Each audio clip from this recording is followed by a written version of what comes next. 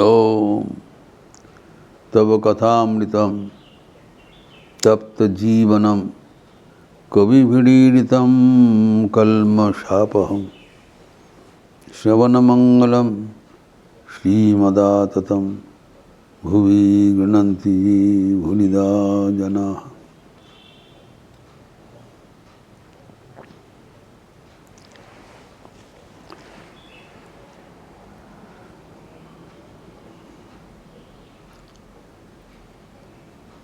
समाधि षटक संपत्ति में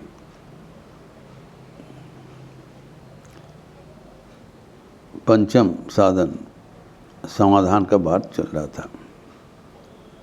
शमदमोपरति तितिक्षा समाधान।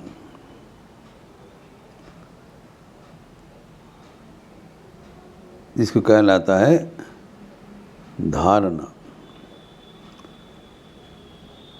विषय से मन को प्रत्याहार करके आहरण करके जो इस वस्तु के प्रति स्थापन करना,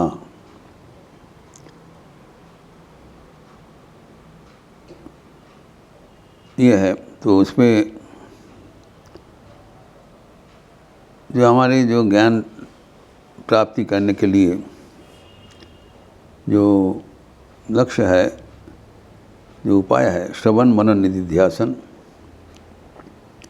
तो पहले बताया निगृहीतस्य मनसः, साधारण मन नहीं है। मन को हम ऑलरेडी विषय से हटा के रखा, उसको क्या करना है? श्रवणादौ विषय, तो श्रवण मनन निधिध्यासन विषय एवं सब समय अगर संभव नहीं होता है तद अनुगुण विषय च समाधि समाधानम।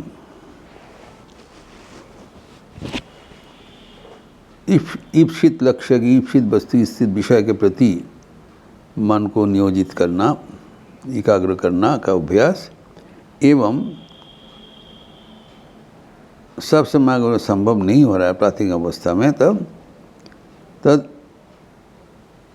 एसोसिएटेड सब्जेक्ट्स, तद अनुगुण विषय तो समाधि धारण करना। तो अब कई दिनों से चर्चा हो रहा है कि अनुगुण विषय क्या है।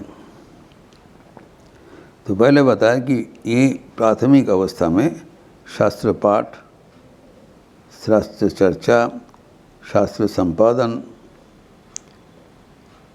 एनीथिंग रिलेटेड टू स्क्रिप्चर्स मन को उच्च स्थान में उच्च पकड़ के रखता है। अथवा गुरु सेवा, गुरु उपदिष्ट साधन है पालन करना एवं संभव होगा तो गुरु को व्यक्तिगत सेवा करना। अथवा आश्रम सेवा, जो गुरु की उपदिष्ट जो कर्म है, जो अवस्था में ही है, गृहस्थाश्रम में है, सन्यासाश्रम में, जिस अवस्था में है वो आश्रम का जो निर्धारित कर्तव्य कर्म है उसको संपादन करना भगवत बुद्धि से, तब भी मन ईश्वर केंद्रित रहेगा। कहा जाता है idle brain is the devil's workshop. मन को कभी अलग नहीं रहना चाहिए। तो ठाकुर का शिक्षा है। माँ कहती थी कि ठाकुर सर्वदा हमें कोई ना कोई कर्म में फंसा के रखने के लिए बोलते थे। दोपहर को कुछ फुर्सत मिलता था तब वो कहाँ से वो बोला जी तकिया बनाओ, ये करो, वो करो, नाना प्रकार से वो आप हमको एंगेज करके रखते ताकि मन को कभी छुटकारा ना मिले। मन का छुटकारा मिलने पर ही वो इधर उधर चला जाएगा। तो तद अनुगुण विषय आता है, जो कर्म हाथ से कर्म करो और मन से भगवान नाम लो। ये उसका निर्धारण उपाय दिया है। अथवा वो अगर नहीं हो पा रहा है तो जो ज्ञान चर्चा के लिए जो 20 प्रकार साधन बोला है उसमें सोचना, वो अनुसरण करना, ये चर्चा हो रहा था, जो कि भगवद गीता में त्रयोदश अध्याय में लिखा हुआ है, वर्सेस 8 to 11 और 7 to 11 और 8 to 12। तो 5 श्लोक में 20 साधन का उल्लेख हुआ है, जो हम बोले हैं आपको 20 साधन। उसमें प्रथम जो अष्टम श्लोक है उसमें खाली 9 साधन का बोला है। ये 9 साधन का कोई भी साधन एक एक करके अगर हम जीवन में उसको उतराने का प्रयास करें, try to implement any one of this disciplines, तब भी मन हमारे इप्सित वस्तु के प्रति निर्धारित होगा, ईश्वर केंद्रित रहेगा। ये भी तद अनुगुण विषय में होगा, not directly related to your the goal. जो शास्त्र पाठ चर्चा डायरेक्टली रिलेटेड, लेकिन मन को तैयार कर देते हैं। प्रस्तुति का हिसाब आप ले सकते हो। You keep the mind engaged and pitched in a high level so that you can very easily follow this discipline. तो पहले बताया अमानित्यम। ये 11 डिसिप्लिन, 9 डिसिप्लिन क्या क्या है? अमानित्यम, अदम्बित्यम, ये भगवद गीता के 13वें अध्याय के 8वें श्लोक में बोला है। कोई के पाठांतर में 7वां श्लोक है। अमानित्यम, अदम्बित्यम, अहिंसा, शांति, आर्जवम, आचार्योपासनम, शौचम, स्थैर्यम, आत्म विनिग्रह, ये 9 डिसिप्लिन बोला। प्रत्येक डिसिप्लिन, प्रत्येक साधन हमारे मन को अनेक उच्च स्तर पर ले जाते हैं। शास्त्र का निर्देश है, अगर हम समझ लेते हैं तो अमानित्यम का अर्थ है जी आपने को आत्म प्रशंसा नहीं करना। तो कहा जाता है हमारे और ईश्वर के बीच में कोई अंतराय नहीं है, फर्क नहीं है। We are very close to God. हमारे भगवान तो हृदय में विराजमान है। ईश्वर सर्वभूतानां हृदयेषु तिष्ठति। हमारे अपना स्वयं का हृदय में भगवान, जीता जागता भगवान, कोई डेड भगवान नहीं है, विराजमान है। लेकिन तब भी हम तो उसके पहुँच के बाहर है, ये तो स्वीकार करना ही पड़ेगा। भगवान हमसे सबसे क्लोज है, लेकिन हम भगवान से सबसे दूर है। क्यों? बीच में क्या है? अहंकार। Very careful, is only the root of the problem. यह अहंकार अज्ञान प्रसूत है। आम ममेति, ठाकुर कहते हैं कामिनी कांचन नाम जोश, name and fame, it takes us away from our goal of life. सबसे खतरा है, कब मन में अहंकार आ जाएगा कुछ पता नहीं। श्रीमान सरस्वती भी कहा करते थे ये अहंकार को मुकाबला करना अत्यंत कठिन है।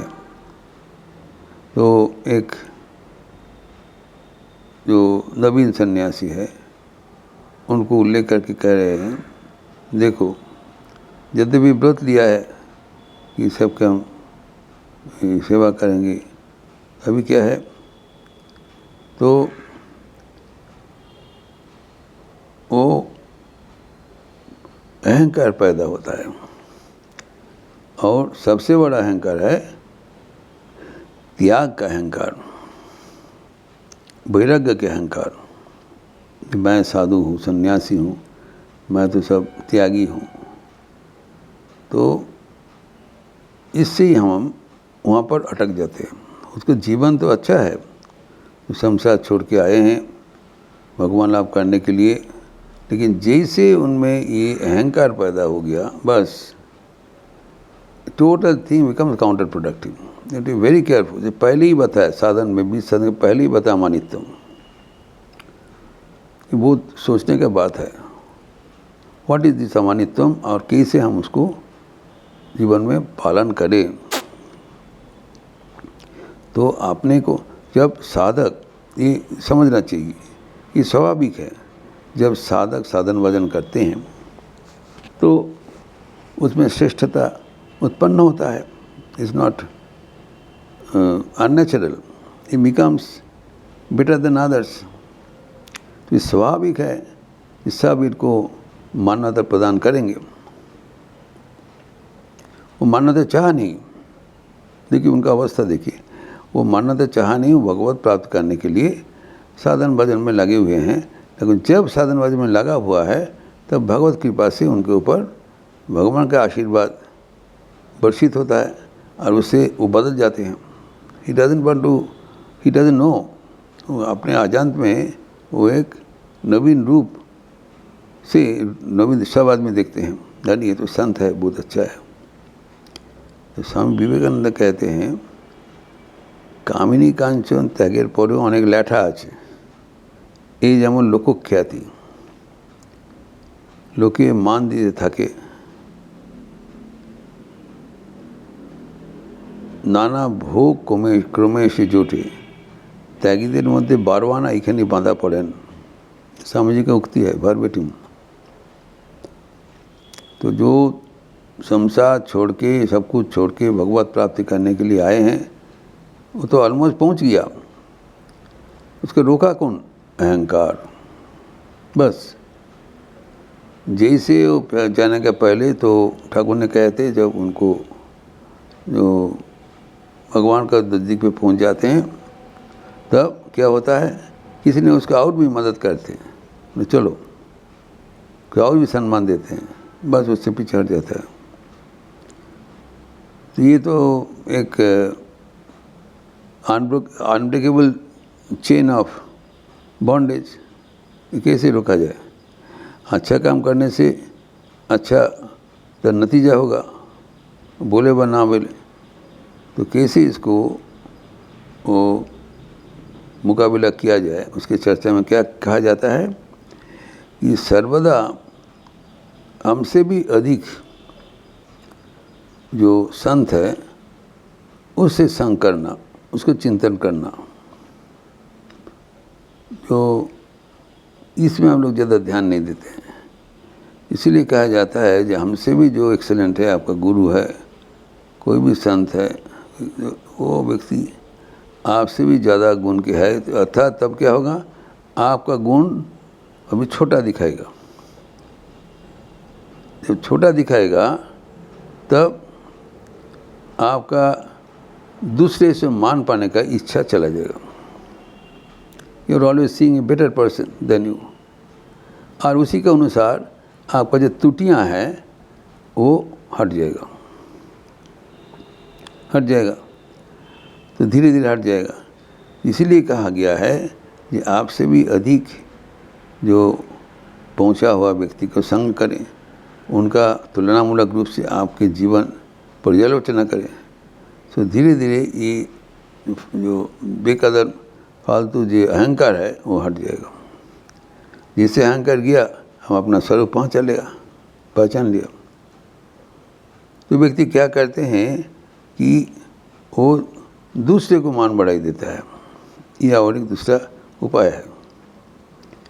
एक है जब कोई मान बढ़ाई देते हैं उसको भगवान को प्रार्थना करना उपाय है, और दूसरा है कि वो दूसरे को मान देता है. देखिए सावधान होना चाहिए, जब दूसरे को जो सम्मान करता है, कुछ सम्मान वापसी में पाने के लिए नहीं, ऐसी सम्मान करते हैं. उसके बाद तो सम्मान करने के लिए आपको दिखाई देना पड़ेगा, तो दृष्टि बदलना चाहिए. यही है बात. Try to see good in others, तभी आप उसको जेन्युइनली सम्मान दे पाएंगे और आपके ऊपर सम्मान पाने का इच्छा नहीं रहेगा. सम्मान देना चाहिए, सम्मान पाना नहीं चाहिए. इस प्रसंग को और भी विस्तार करते हुए इस चर्चा हम अगले दिन करेंगे. ओम शांति शांति शांति. हरि ओम तत्सत. श्री राम कृष्णार्पणमस्तु. आज फाइनेंशियल ईयर एंडिंग हो रहा है. कल 1 अप्रैल है, तो हमारे रामकृष्ण मठ लखनऊ का मंगल आरती कल से फिर समाज शेड्यूल शुरू हो जाएगा। 5 बजे के परिवर्तन में 4:30 बजे से होगा। तो आपको सूचना दिया जाएगा। और